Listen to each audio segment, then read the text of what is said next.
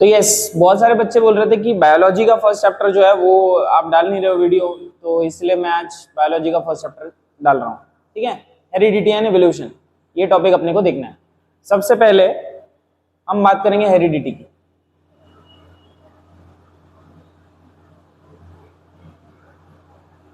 बात अगर करें मेंडल के टाइम की, ठीक है, तो हेरिडिटी मतलब पहले हेरिडिटी का मतलब समझ लो। आपको पता होगा कि एक जनरेशन से दूसरे जनरेशन कैरेक्टर्स ट्रांसफर होते हैं। अगर आपके फादर का फेस देखा जाए और आपका फेस देखा जाए तो कुछ ना कुछ सिमिलैरिटी आपको मिलेगी, जरूर मिलेगी। वैसे ही मदर के साथ भी कुछ ना कुछ सिमिलैरिटी मिलेगी आपको। इसका मतलब कोई तो मटेरियल है जो फादर्स की जनरेशन से या मदर्स की जनरेशन से बच्चे के जनरेशन में ट्रांसफर हुई है। वो क्या है जो ट्रांसफर हुआ है, वो बहुत बड़ा सवाल था कई सालों तक, कई सेंचुरीज तक बोलना चाहिए, साल भी क्या होता है। लोग देख रहे थे कि सिमिलैरिटीज तो हैं, पर ये हो कैसे रही है, कौन सी चीज ऐसी जो ट्रांसफर हो रही है एक जनरेशन से दूसरे जनरेशन। पहले लोगों को लगता था कि पूरा का पूरा सेल ट्रांसफर होता है, मतलब जो एक जनरेशन से दूसरे जनरेशन जो कैरी करता है इंफॉर्मेशन वो है सेल। बट बाद में कुछ एक्सपेरिमेंट से ये प्रूव किया गया कि भाई सेल जो है पूरा का पूरा जेनेटिक मटेरियल नहीं है। जेनेटिक मटेरियल है क्या? बहुत खोज के बाद आज हम जानते हैं कि जेनेटिक मटेरियल डीएनए है। मतलब फादर के जो फेशियल एक्सप्रेशन ट्रांसफर हो रहे हैं बच्चे में, वो किसकी वजह से हो रहे हैं? डीएनए की वजह से। ये सारी इंफॉर्मेशन डीएनए में स्टोर्ड है। जैसे आप पेन ड्राइव यूज करते हो कोई पीडीएफ्स या फिर मूवीज वगैरह स्टोर करने के लिए, वैसे ही हमारा जो जेनेटिक इंफॉर्मेशन है कि आपका इंटेलिजेंस कितना होगा, आपका फेशियल स्ट्रक्चर क्या होगा, हाइट क्या होगी, कलर क्या होगा, बालों का टेक्सचर क्या होगा, ये सारी चीजें स्टोर्ड होती हैं डीएनए के अंदर। यानी कि DNA is the genetic material. पर ये इतना आसान नहीं था। ये खोज जो मैं बोल रहा हूँ, एक झटके में मैंने बोल दिया कि डीएनए जेनेटिक मटेरियल है, ये किसी एक दिन की खोज नहीं है। इसमें सबसे पहला जो काम किया था वो काम किया था ग्रेगोर जोहन मेंडल ने। ग्रेगोर जोहन मेंडल, इसका नाम बहुत बार सुना होगा आपने। ये पर्टिकुलर जो साइंटिस्ट हैं अपने आप में जीनियस थे, मतलब मार्वलस काम करके गए।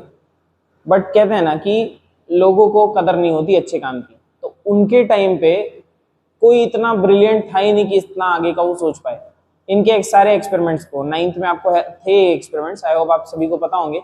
मेंडल ने पी प्लांट पर एक्सपेरिमेंट्स किए थे एंड उन्होंने ये प्रूव करने की कोशिश की थी कि हाँ, एक जनरेशन से दूसरे जनरेशन कैरेक्टर्स ट्रांसफर होते हैं। पर क्या किससे होते हैं वो उन्होंने बताया नहीं, उनको फैक्टर्स बोला था उन्होंने, फैक्टर्स, जिसको बाद में चल के जीन नाम दिया गया, जिनको उन्होंने फैक्टर्स बोला था। ये जीन क्या है, डीएनए क्या है, धीरे धीरे बातों को समझेंगे। तो ग्रेगोर जोहन मेंडल ने काम करके गए और उन्होंने समझाया कि कुछ तो है जो एक जनरेशन से दूसरे जनरेशन को ट्रांसफर करता है। जैसे उन्होंने पी प्लांट पे एक्सपेरिमेंट किया था, तो उन्होंने देखा जो टॉल पी प्लांट है उसको अगर टॉल के साथ क्रॉस करो तो टॉल ही बनता है। लेकिन अगर एक टॉल पी प्लांट को ड्वार्फ के साथ मैच किया जाए तब भी एक टॉल ही बनता है। उन्होंने सोचा ये क्या माजरा है यार, मतलब ये तो बिल्कुल खत्म चीज है कि टॉल को टॉल से किया तो टॉल बनेगा, ये तो अंडरस्टूड है, बिल्कुल अंडरस्टूड है। लेकिन जब टॉल और ड्वार्फ को मिक्स किया तो वो एक्सपेक्ट क्या कर रहे थे कि मीडियम साइज का कुछ पौधा बनेगा, मीडियम हाइट का, बट ऐसा कुछ हुआ नहीं, सीधा टॉल ही प्लांट बना। तो सोचने वाली बात है कि ये जो ड्वार्फ कैरेक्टर था वो क्या गायब हो गया, कहाँ चला गया वो? उस क्यूरियोसिटी की चक्कर। अच्छा, इसको उन्होंने F1 जनरेशन बोला था, राइट, फर्स्ट फिलियल जनरेशन।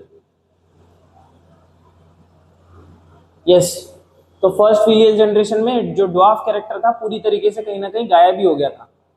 लेकिन जब ऐसे दो पौधे यानी कि F1 क्रॉस F1 किया गया, मतलब F1 के दो पौधे लिए उनका आपस में क्रॉस करवाया, तो देखने को क्या मिला कि हर 4 पेड़ में से 3 पेड़ टॉल थे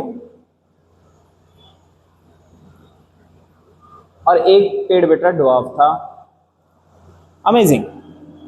समझो, सीक्वेंस को समझो एंड हड़बड़ी में मत पढ़ो, एकदम रिलैक्स होके पढ़ो, चीजों को समझते हुए बड़े आराम आराम से, तभी आप साइंस को समझ पाओगे। वरना अगर आप एग्जाम के पहले रट्टा मारने के हिसाब से पढ़ रहे हो, ये वीडियो आपके लिए है ही नहीं, फॉरवर्ड कर देना आगे। ये सब कहानी उनके लिए है जो साइंस को समझना चाहते हैं। एक टॉल प्लांट, एक ड्वार्फ प्लांट। जब क्रॉस करवाया तो भैया सिर्फ टॉल, जितने भी पेड़ बने। अब अगर आप पेड़ लगाओगे, कोई सीड लगाओगे, तो क्या उसमें से एक दाना थोड़ी निकलेगा, एक पेड़ थोड़ी निकलेगा?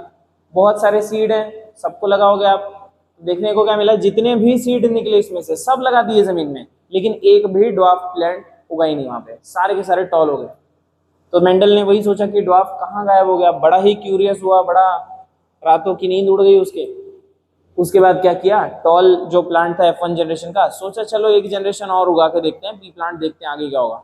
जब आगे उसने टॉल प्लांट उगाया तो मान लो उसने 400 पेड़ उगाया होगा, फॉर सपोज एक नंबर ले लेते हैं, तो उसमें से 300 पेड़ टॉल थे, लेकिन 100 पेड़ ड्वार्फ भी दिखे। इसका मतलब अगली जनरेशन में ड्वार्फ कैरेक्टर फिर से आ गया।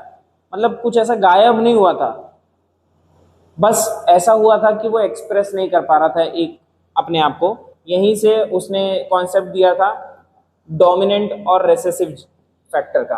उसने जीन नहीं बोला था, ठीक है, जीन तो हम बोलते हैं, उसने बोला कि कोई ना कोई फैक्टर है भाई जो यहाँ से यहाँ चीजों को ट्रांसफर कर रहा है, कोई ना कोई फैक्टर है। और ये जो फैक्टर है ये दो प्रकार के होते हैं उसने बताया, एक होता है डोमिनेंट और एक होता है रेसेसिव।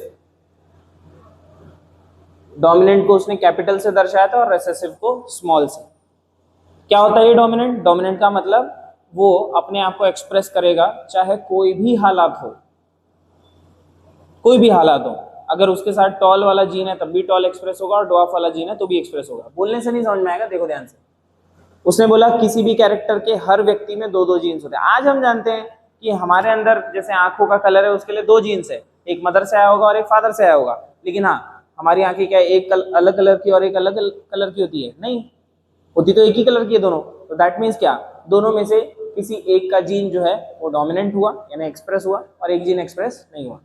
तो मेंडल ने सबसे पहला काम तो ये बताया था कि हर कैरेक्टर के लिए भैया दो फैक्टर्स होते हैं। जीन नहीं बोल रहा हूं मैं, बार बार बता रहा हूं आपको, उसने जीन नहीं बोला था, उसने फैक्टर्स बोला था। तो हर फैक्टर के लिए हमारे पास में दो जीन्स होते हैं, हर कैरेक्टर के लिए दो फैक्टर्स होते हैं, जिसमें से डोमिनेंट और रेसेसिव हो सकता है। अब आपके अंदर कौन सा कॉम्बिनेशन है उस पर निर्भर करेगा कि आपका कैरेक्टर क्या होने वाला है। जैसे यहाँ देखो, दोनों डोमिनेंट है तब भी टॉल बनेगा। अच्छा, एक पहला डोमिनेंट दूसरा रेसेसिव तब भी टॉल बनेगा, पहला रेसेसिव दूसरा डोमिनेंट तब भी टॉल बनेगा। ड्वार्फ कब बनेगा? जब दोनों स्मॉल टी हो जाएंगे। तो इसीलिए इसको बोलते हैं रेसेसिव। ये थोड़ा आजकल जैसे एक टर्म है ना इंट्रोवर्ट, आप कहीं पर भी जाओगे आप अपने आप को बहुत ज़्यादा एक्सप्रेस नहीं कर पाते हो, लेकिन कुछ ऐसे लोग होंगे कि भाई कहीं पर भी जाएं वो अपने आप को पूरा फुल एक्सप्रेस कर देते हैं, डोमिनेंट होते हैं काफ़ी ज़्यादा। इनफैक्ट सामने वाले को थोड़ा सा अनकंफर्टेबल महसूस होने लगता है उनकी प्रेजेंस में, तो उसको बोलेंगे कि वो डोमिनेंट है।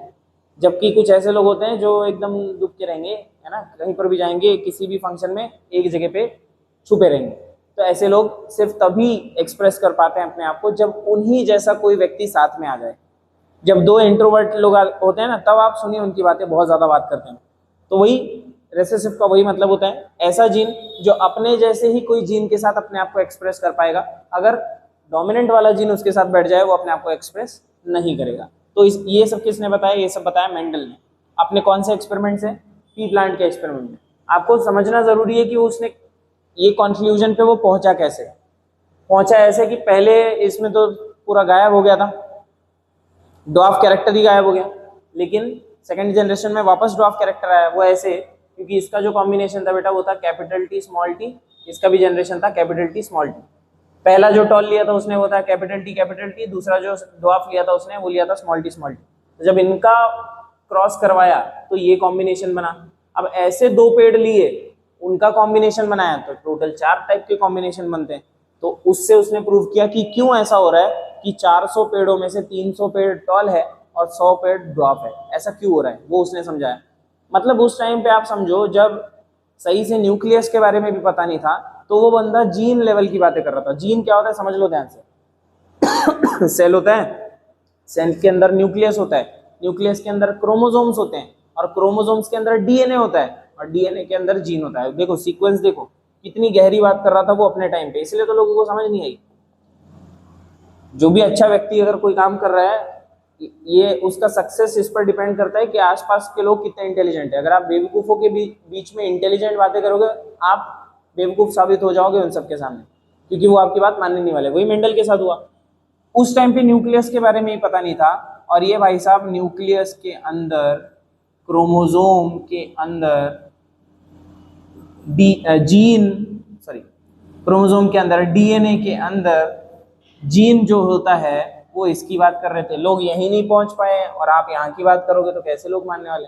बट बहुत तगड़ा काम किया, बहुत ही जबरदस्त। खैर, तो तब उसने जीन वर्ड तो कॉइन नहीं किया था, उसने बोला था कि कोई तो भी फैक्टर है, और हर कैरेक्टर के लिए दो फैक्टर्स होते हैं, एक डोमिनेंट होता है और एक रेसेसिव। डोमिनेंट रेसेसिव का खेल कहाँ से पता चला उसको? ये कॉम्बिनेशन से, ये जो रिजल्ट आ रहा था उसके सामने, उससे उसको पता चला। खैर, ज्यादा लंबी कहानी होगी, पर आई होप आपको समझा होगा कि शुरुआत कैसे हुई जेनेटिक्स की।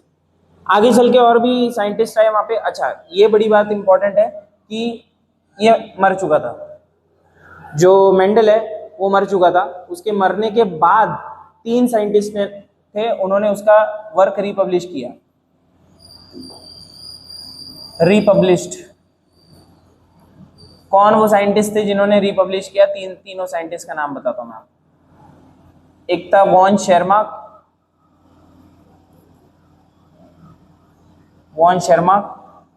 एक था हुगो डे व्राइस, एंड एक था कार्ल कोरेंस। ये 3 साइंटिस्ट अलग अलग जगह पे, इन्होंने मेंडल का जब वर्क देखा तब इनको समझ में। अच्छा, ये बात कब की हो रही है?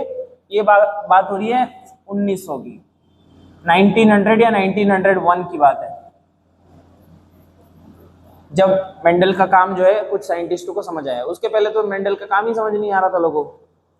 मेंडल अराउंड 1865 के आसपास, 1870 के आसपास वो जा चुका था। एंड सोचो कितनी अजीब बात है कि उसके मरने के बाद उसको हम फादर ऑफ जेनेटिक्स बोलते हैं। तो समय रहते उसको कुछ मिला नहीं रिकग्निशन, एंड फिर बाद में जब रिपब्लिश हुआ तो बोले भाई मेंडल ने तो कमाल करके चला गया। एंड आज हालत ये है कि he is known as father of genetics. कौन? ये तीनों नहीं। फादर ऑफ जेनेटिक्स किसको बोला जा रहा है? मेंडल को। मरने के बाद उसको पता भी नहीं है कि वो इतना फेमस है। खैर, ये तो हो गया फैक्टर की बात, बट फिर भी अभी भी पूरा ऐसा प्रूफ नहीं मिला है कि क्या है जो एक जनरेशन से दूसरी जनरेशन चीजों को ट्रांसफर कर रहा है। बहुत सारे एक्सपेरिमेंट्स किए गए बैक्टीरियाज में वगैरह, बहुत सारी चीजें। तो एक पहले क्रोमोसोमल थ्योरी आई, क्रोमोसोमल थ्योरी। ये जो है ग्रास हॉपर में इसकी स्टडी हुई थी। ग्रास हॉपर, आपको एक्सपेरिमेंट तो डिटेल में है नहीं कि क्या हुआ था, क्या सारी चीजें हुई थी, पर आप इतना समझ लो ग्रास हॉपर के अंदर में एक एक्सपेरिमेंट किया 2 साइंटिस्ट ने, एक है सूटॉन एंड दूसरा है बोवेरी। एंड उन्होंने बोला कि जो एक जनरेशन से दूसरी जनरेशन लेकर जाता है इंफॉर्मेशन, उसको इन्होंने नाम दिया भैया क्रोमोसोम होता है। कौन सा जेनेटिक मटेरियल है? क्रोमोसोम, जो एक जनरेशन से दूसरी जनरेशन में इंफॉर्मेशन ट्रांसफर करता है। मतलब अगर फादर है तो फादर से सन में जो भी कैरेक्टर ट्रांसफर हो रहा है वो किसके माध्यम से हो रहा है? क्रोमोसोम के माध्यम से। अब आप देखो, मेंडल जीन लेवल तक की बातें कर रहा था, और अभी शुरू हुआ है, जस्ट शुरू हुआ है क्रोमोसोम्स के बारे में पता लगना। अभी तो और बहुत सारी इंफॉर्मेशन आनी बाकी थी, तो इसीलिए लोगों को समझ नहीं आया। बट धीरे धीरे जब लोगों को जागरूकता आई थोड़ी सी, तो उन्होंने काम करना शुरू किया। खैर, ये 2 साइंटिस्ट का नाम भी आपको पता होना चाहिए, सूटॉन एंड बोवेरी। इन्होंने क्रोमोसोमल थ्योरी दिया था इनहेरिटेंस की, कि भैया एक जनरेशन से दूसरी जनरेशन जो लेकर जाता है, जिसको उन्होंने फैक्टर बोला था। किसने? मेंडल ने क्या बोला था उसको? मेंडल ने बोला था कि फैक्टर होता है कोई तो सूटॉन एंड बोवेरी ने बोलना शुरू किया कि वो जो फैक्टर जो मेंडल बात कर रहा था वो कोई और नहीं, वो है क्रोमोसोम। पर आगे चल के जब और चीजें डेवलप हुई है ना, तो ये प्रूफ किया गया कि जो डीएनए होता है, डीएनए वो है मेन जेनेटिक मटेरियल। मतलब एक जनरेशन से दूसरे जनरेशन जो ट्रांसफर करने वाला मटेरियल है इंफॉर्मेशन को, वो है डीएनए। और वो प्रूफ किया था 3 अलग अलग साइंटिस्टों ने। उन्होंने एक बैक्टीरिया के अंदर में डिप्लोकोकस निमोनी एक बैक्टीरिया है, और वायरसेस को छोड़कर उन्होंने बोला कि सब में, बैक्टीरिया हो चाहे ह्यूमंस हो, सभी में जो एक जनरेशन से दूसरी जनरेशन इंफॉर्मेशन ट्रांसफर होती है वो डीएनए करता है, मतलब DNA is the genetic material. ये 3 साइंटिस्ट ने मिलकर प्रूव किया, that is MacLeod, McCarthy and Avery.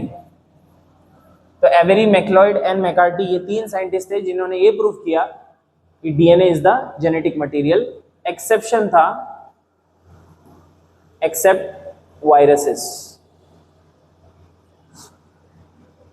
DNA, आप सोच रहे होंगे कि इतना सब तामझाम करने की जरूरत क्या है जरूरत है। आज हमको डीएनए के बारे में पता होने के कारण हम जेनेटिक इंजीनियरिंग कर पाते हैं, हम नई नई वेराइटीज ऑफ प्लांट्स बना पाते हैं ताकि हमारा प्रोडक्शन बढ़ सके। आप सोचो जितनी पॉपुलेशन अभी फिलहाल वर्ल्ड में और इंडिया लेवल पे चल रही है, उतने पॉपुलेशन को अगर हम ट्रेडिशनल पहले जो सीड्स हुआ करते थे वीट के, राइस के, अगर हम उनसे आज भरपाई करने की कोशिश करते हैं तो मैक्सिमम लोग भूख से मर जाते हैं।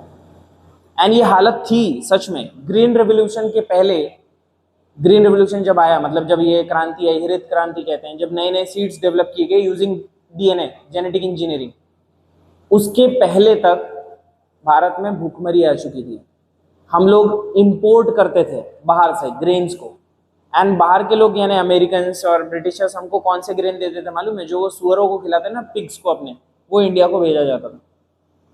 उसी ग्रेन्स में, उसी गेहूं का जो सीड भेजा था उन्होंने, एक्सपोर्ट किया था इंडिया को, उसमें एक ऐसा पौधा आया था जो आज हमारे देश में बहुत बड़ी प्रॉब्लम बन चुका है। पार्थीनियम कहते हैं उसको, पार्थीनियम, पार्थीनियम, पार्थेनियम या फिर कैरेट ग्रास। ये पौधा ऐसा है कि आपकी जो भी फसल है उसको पूरा खराब कर देता है। ये आपने देखा भी होगा, छोटा छोटा गोभी जैसा फूल लगता है, बहुत छोटा सा। पार्थेनियम ये तब आया था क्योंकि उन्होंने बहुत सड़े हुए हमको गेहूं दिए थे, बट क्या करें, था नहीं तो ऐसा कुछ। तो आप समझो कि डीएनए जेनेटिक मटेरियल है, ये प्रूफ होने से कितनी जिंदगियां बच गई। साइंस में जब भी कोई प्रोग्रेस होता है तो वो फिजूल कभी नहीं जाता, कुछ ना कुछ यूज उसका निकलता है। सो ये जो सारी चीजें हैं, किसने बताया? मैक्लॉयड, मैकार्टी एंड एवेरी ने फाइनली प्रूव किया कि डीएनए जो है ये जेनेटिक मटेरियल है। बट आखिर ये डीएनए जो है ये अपने आप को एक्सप्रेस करता कैसे है? मतलब जैसे किसी की आंखों का कलर ब्लू है, तो डीएनए में कैसे ये इंफॉर्मेशन स्टोर्ड है और कैसे ये ब्लू कलर फिर बाद में एक्सप्रेस करता है? तो बहुत सिंपल सी चीज है। डीएनए फाइनली क्या बनाता है मालूम? डीएनए में इंफॉर्मेशन होता है प्रोटीन सिंथेसिस का। किसका इंफॉर्मेशन होता है? प्रोटीन सिंथेसिस का। एंड आपके कैरेक्टर्स जो भी एक्सप्रेस होंगे उसमें मेजॉरिटी कैरेक्टर्स प्रोटीन्स की मदद से ही एक्सप्रेस होते हैं। जैसे आपके आंखों का कलर पिगमेंट से बनेगा, राइट? एंड जो पिगमेंट है वो प्रोटीन है। तो कौन सा प्रोटीन बनाना है ये किस पर लिखा हुआ है? डीएनए पर। तो डीएनए ही डिसाइड करता है कि आपके आंखों का कलर कैसे। तो डीएनए से प्रोटीन सिंथेसिस इस चैप्टर में अपन आगे पढ़ेंगे।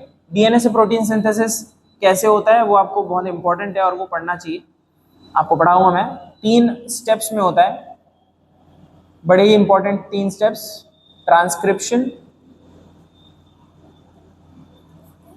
ट्रांसलेशन, या पहले ट्रांसलोकेशन भी कर सकते हो आप। Translocation and translation,